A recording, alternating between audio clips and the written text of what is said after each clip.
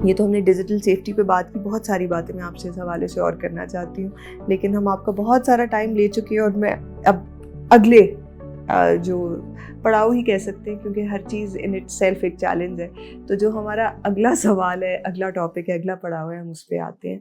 आपने बात की कि आज से 10 साल बाद किताबें तो रिप्लेस हो जाएंगी डिजिटल डिवाइसेस से। बहुत ज़ोर की लगी है मुझे। किताब पकड़ने का अपना मज़ा होता है, लेकिन मेरे पास किंडल पड़ी है 10 साल से, लेकिन मैं उसको मज़ा नहीं आता जब तक हाथ में किताब नहीं हो। बट वही बात है कि मैं ज़ईफ़ होती जा रही हूँ और younger kids they will probably not understand the logic कि इतनी भारी किताब उठानी क्यों है हाथ में।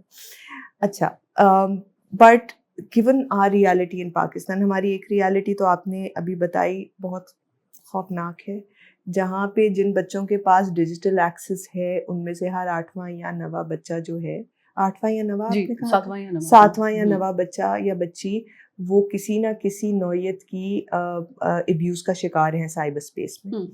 और दूसरी रियलिटी ये है कि मुल्क की एक बहुत बड़ी तादाद है बच्चों की जिनको सिरे से डिजिटल डिवाइसेस की एक्सेस है ही नहीं। उनको पता ही नहीं है एआई क्या है। एआई तो चलें अभी 2.5 साल 3 साल की कहानी है। They have no idea how to send a basic email, या ईमेल क्या होता है, या एक सिंपल स्मार्टफोन को किस तरह से इस्तेमाल किया जाता है। इस डिजिटल डिवाइड का क्या करेंगे हम लोग? अब मैं बहुत लंबी सांस लेके बहुत भारी सवाल मैंने किया आपके हवाले और अब मैं रिलैक्स हो गई।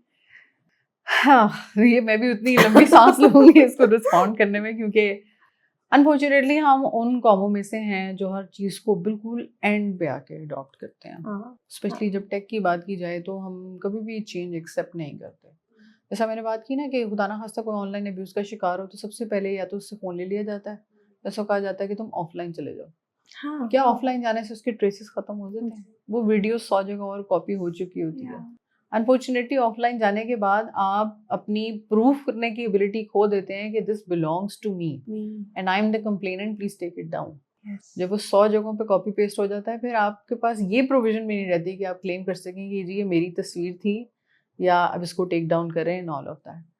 तो जो लोग पिछले पाकिस्तान की जो हालत है, मैं एक छोटी सी एग्जांपल दूंगी कि जो लोग पिछले 5-6 सालों के अंदर हज या उम्रा करने गए हैं, उन्होंने ये विटनेस किया होगा कि जब पहले जो ज़ियारत थी, आप रोज़ा रसूल के ऊपर बड़े आराम से आप एक लाइन में लगते थे, बारी आती थी, दरवाजे खुलते थे, आप अंदर चले जाते थे।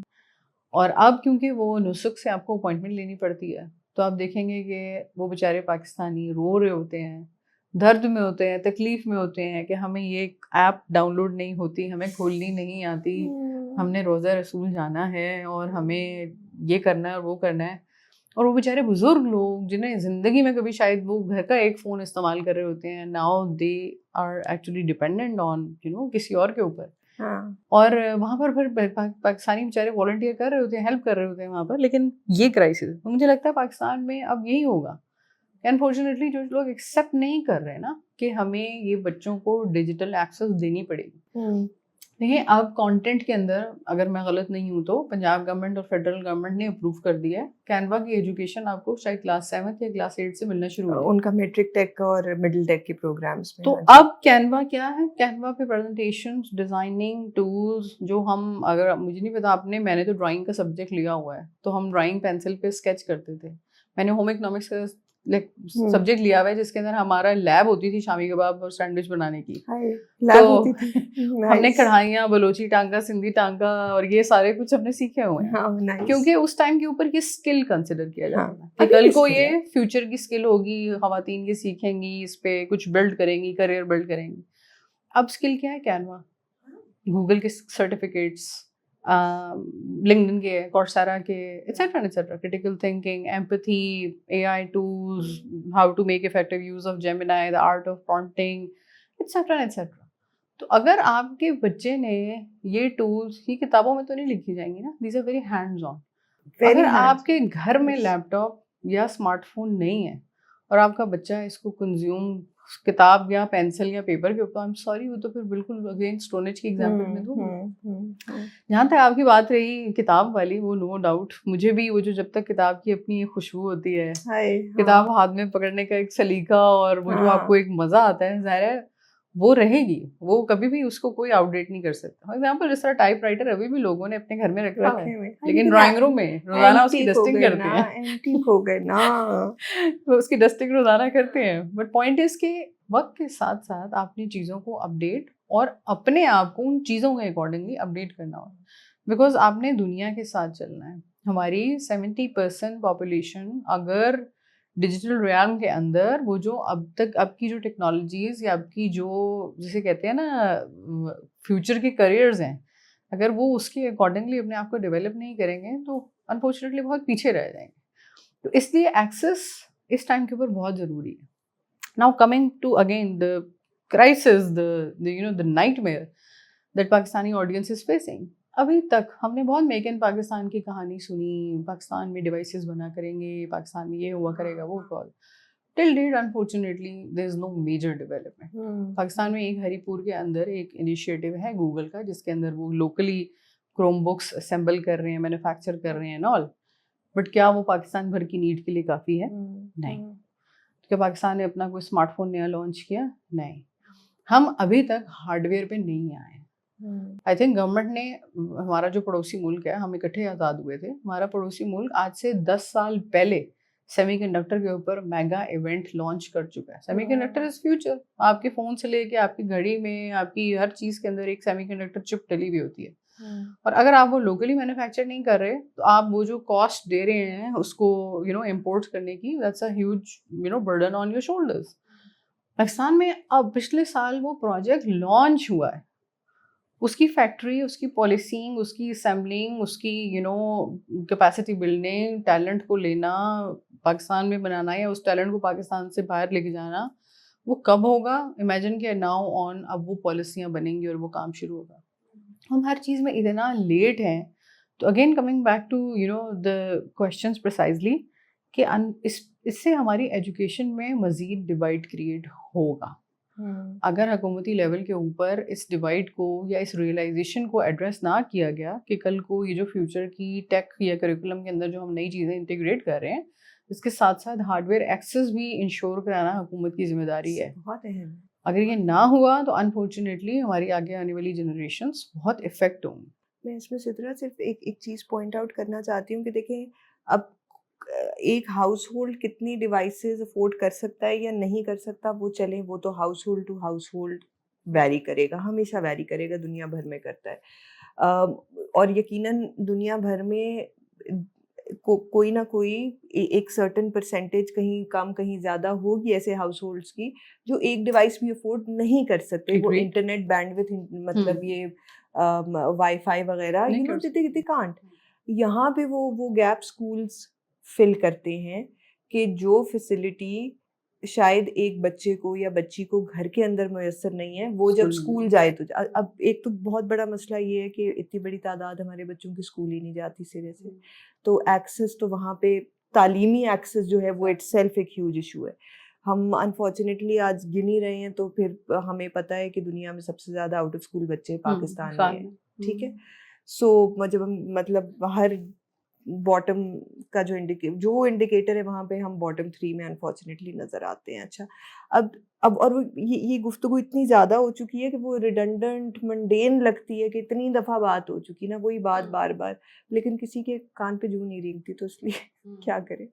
So my point over here is कि देखिए स्कूल्स के अंदर हमने फेडरल के लेवल पे देखा है पिछले 2 सालों में कि स्मार्ट डिवाइसेस, ख़ास तौर पे ये जो लो कॉस्ट टैबलेट्स हैं, ये डिस्ट्रीब्यूट की गई हैं। कहीं पे गूगल की पार्टनरशिप के साथ अक्सर जगहों पे ये हुआ है।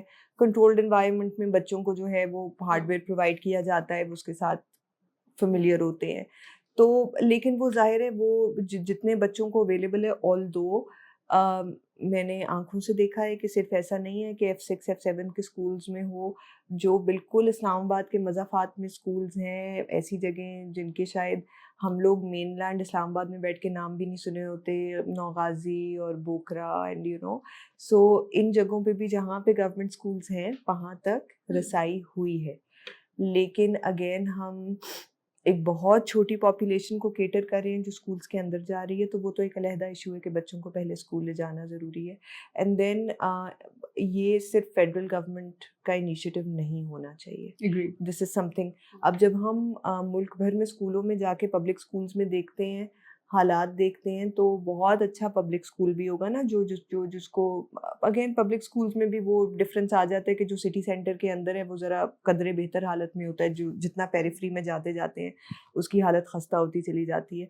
तो जो सिटी सेंटर के अंदर भी स्कूल्स हैं अनफॉर्चुनेटली, वहाँ पे कंप्यूटर्स लॉक किए हुए हैं टीचर्स ने। वो कहते हैं बच्चे ख़राब कर देते हैं ना, तो इसलिए वो गवर्नमेंट उनको देती है, फिर वो लॉक हो जाते हैं एक ताले में, अलमारी में। मैंने खुद अपनी रावलपिंडी में एक स्कूल में एक अलमारी देखी ऐसी, तुनी हुई थी वो मॉनिटर्स से, और ताला उसको लगा था। वो जिस तरह पड़े थे तो मुझे नहीं लगता कि वो जब दोबारा यूज़ करने के काबिल होंगे। वो बच्चों ने तो ख़राब नहीं किए, वो पड़े पड़े तबाह बर्बाद हो गए। अगेन अगर कहीं पे लैब्स फंक्शनल हैं भी, तो वो अगर 15 कंप्यूटर्स हैं, 15 में से 5 चल रहे हैं। आई थिंक मैं अब पता नहीं ये सवाल कर रही हूँ, कमेंट कर रही हूँ, आपका टाइम ज़ाया कर रही हूँ या अपने दिल की भड़ास निकाल रही हूँ लेकिन मुझे महसूस ये होता है कि यहाँ पे देखिए बहुत सारी चीज़ें हुकूमत के भी कंट्रोल में नहीं है, लेकिन ये वो चीज़ है जहाँ पे हुकूमत इन्वेस्ट रियासत को करने की ज़रूरत है। राइट, हम जहाँ पे बात कर रहे हैं मैट्रिक टेक के प्रोग्राम की, मिडिल टेक में कैनवा, उसकी भी एक रियलिटी मैं आपके साथ शेयर करूं कि देखें जब ये अनाउंसमेंट आई थी मैं बड़ी खुश थी, लेकिन अभी ऑन ग्राउंड सिचुएशन ये है कि टीचर्स नहीं है ना। राइट, सो वो अक्सर स्कूल्स के अंदर अगर वो ढूंढते फिर रहे हैं कि कोई है वॉलंटियर जो हमारे बच्चों को कैनवा करवा दे। अब वो हमने अनाउंस तो कर दिया है प्रोग्राम, लेकिन उसके पीछे जो आपको ह्यूमन और टेक्निकल रिसोर्स चाहिए, जो इंफ्रास्ट्रक्चर चाहिए है, इंफ्रास्ट्रक्चर क्या है कि बेसिक कंप्यूटर्स और इंटरनेट कनेक्शन, और जो आपको वसाइल चाहिए उस टीचर को पे करने के लिए, वो तो हमने दिए नहीं। तो फिर अनाउंस क्यों किया हमने? ऐसे ही तो आप हवा में है ना ये। तो ये वो बिल्कुल नुसक वाली एग्जांपल होगी कि बस अब कह दिया है कि अपॉइंटमेंट इसी से बुक होगी, अब कर लो जो करना, अब कर लो जो chaos मच गया। अब जो उसमें से निकल आएगा वो विनर है, जो नहीं निकल पाएगा वो बेचारा जिंदगी भर के लिए लूजर ही रहेगा। तो ये ना शिकवा है, ना शिकायत है, ना ये कंप्लेन है। और आप जो बात कर रही हैं वो अनफॉर्चुनेटली आज की दुनिया की बिटर रियलिटी है, and I am so happy कि आप इस बारे में बात कर रही हैं। तो पॉइंट इज के पहली बात, प्रायोरिटीज सेट करने की ज़रूरत है, और प्रायोरिटीज सिर्फ कहानियों, किताबों, टॉक शोज तक नहीं। जब आप इस मुल्क का बजट बना रहे होते हैं ना, वो तब प्रायोरिटी बनाने की ज़रूरत है। वो सब कुछ हो जाता है, फिर आपको दिसंबर में याद आता है, ओहो हो हमारे पास तो बजट ही नहीं अगले 6 महीनों के लिए। अब आप जून तक का इंतज़ार करें, नया बजट आएगा, उसमें अप्रूव होगा। प्राइमरी स्टेक होल्डर कौन है? Teachers. The most unhappiest stake in this whole chaos is a teacher. आप माइंडसेट देखें ना, इस मुल्क में क्या है, जिसको कहीं और नौकरी नहीं मिलती, टीचिंग तो कर ही लोगे ना, डिग्री तो है ना तुम्हारे पास। मुझे बताएं आजकल के बच्चों में से कौन सा बच्चा खुशी से ये बात कहता है कि मैं बड़े होकर टीचर बनूंगा? हम लोग टाउन हॉल्स कंडक्ट करते हैं डिस्ट्रिक्ट टू डिस्ट्रिक्ट, और हम बच्चों से अभी शिकवा भी करते हैं, वो सब कुछ बनना चाहते हैं, टीचर बनने का कोई नहीं कहता कि हम टीचर बनेंगे, क्योंकि ये पॉइंट सेट है कि जब कोई किसी को और कोई करियर, कोई प्रोफेशन, कहीं नौकरी नहीं मिलेगी तो वो घूम फिर के चलो टीचर तो बन ही जाएगा ना, या वो ट्यूशन तो दे लेगा। मतलब वो उस्ताद का वो जो एक रुतबा था, जो रिलीजियसली, कल्चरली, सोशली, हर तरह से जो एट द हाईएस्ट पीक होना चाहिए था, जो है, अनफॉर्चुनेटली हमने उसकी पर्सोनिफिकेशन ऐसे की हुई है कि probably that's the most useless profession one can have. तो एक तो वो इज्जत देने की ज़रूरत है, उसकी रेपुटेशन दोबारा बढ़ी, और उनके जो उनके राइट्स हैं एटलीस्ट उनको आप एक्नॉलेज करें, उनको वो राइट्स दें। वो खुश होंगे, वो सेटिस्फाइड होंगे, तो आपकी फ्यूचर की जनरेशन अच्छा सीखेगी। अच्छा, आप देखें ना, वो ये कितनी बेतहाशा स्टडीज हो चुकी हैं। आपको हमेशा वो वाला सब्जेक्ट पसंद होता है जिसकी टीचर अच्छी होती है। You feel more connected to that subject because उसने आपको दिल लगा के पढ़ाया होता है। और अगर वो टीचर खुद सेटिस्फाइड नहीं है, वो बेचारी खुद अगर, या बेचारा अगर वो सारी जिंदगी इसी जो जंग में लगा हुआ है कि मैंने सर्वाइव कैसे करना है आज का दिन और ये और वो, तो वो कैसा दिल लगा के अपने 40-40, 50-50 भर की क्लास को पढ़ा रहा होगा। तो priorities in terms of aligning budget, priorities in terms of policing, satisfying the key stakeholder जो कि हमारे केस में टीचर है, and then lastly and most importantly creating an enabling environment as well. आप देखिए, सिर्फ टीचिंग क्लासरूम की हद तक लिमिटेड नहीं होनी चाहिए। आपने बिल्कुल सही कहा कि SMS और कॉल्स प्रॉब्ली इतने इफेक्टिव नहीं होते। And they need to go to the right channel. सरकारी स्कूल में गैजेट्स रखवाएं, गुड। ये जो आपके बेतहाशा टीवी चैनल्स खुले हुए पड़े हैं अनमॉडरेटेड, दुनिया का कौन सा कंटेंट है जो इनके ऊपर नहीं जाता? न्यूज़ चैनल्स के नाम के ऊपर, रेटिंग्स के नाम के ऊपर, सेंसेशन के नाम के ऊपर आप पता नहीं पाकिस्तानी आवाम को क्या क्या कुछ दिखा रहे हैं। आप इनको यूज करें, ये इसी मकसद के लिए बनाए गए थे ना, टू आउटरीच फॉर कम्युनिकेशन। और कोटा है इनके पास Exactly. मतलब एवरी चैनल इज ऑब्लिगेटेड कि उन्होंने 10% नॉन प्रॉफिट मैसेजिंग का कोटा हर चैनल का है। उसके बारे में हम सुनते ही हैं। हम अभी रिसेंटली मिनिस्ट्री ऑफ हेल्थ गए थे, हमने कहा वो कोटा इस्तेमाल कर लेंगे, हमें तो नहीं पता कैसे करना। अब मेरा पॉइंट ये है कि गवर्नमेंट खुद स्ट्रगल कर रही है, अगर उनको नहीं पता तो फिर किसको पता है उधर क्या मैसेजिंग जा रही है। सो और एवेन्यूज अगेन हमने पास्ट में भी देखे, सिजरा देखा है कि जहाँ पे आपने जो लीडरशिप की बात की, जब विल होती है तो रिसोर्सेज कम हो ज़्यादा हो, उसके अंदर रिजल्ट्स हमने बहुत खूबसूरत बहुत चीज़ों में बहुत तेज़ी से देखे हैं। यही जो हम अभी बात कर रहे हैं कि बहुत लिमिटेड बच्चे हैं गवर्नमेंट स्कूल्स में इस वक्त फेडरल के अंदर जिनके पास ये स्मार्ट डिवाइसेस की एक्सेस है, लेकिन हम 3 साल पहले तो सोच भी नहीं सकते थे कि इतने बच्चों के पास भी होगी। और उन्हीं रिसोर्सेज के अंदर उन्हीं को यूटिलाइज करके पब्लिक प्राइवेट पार्टनरशिप्स को इंटेलिजेंटली लेवरेज करके कर ही दिखाया ना, एक एग्जाम्पल तो सेट कर दी।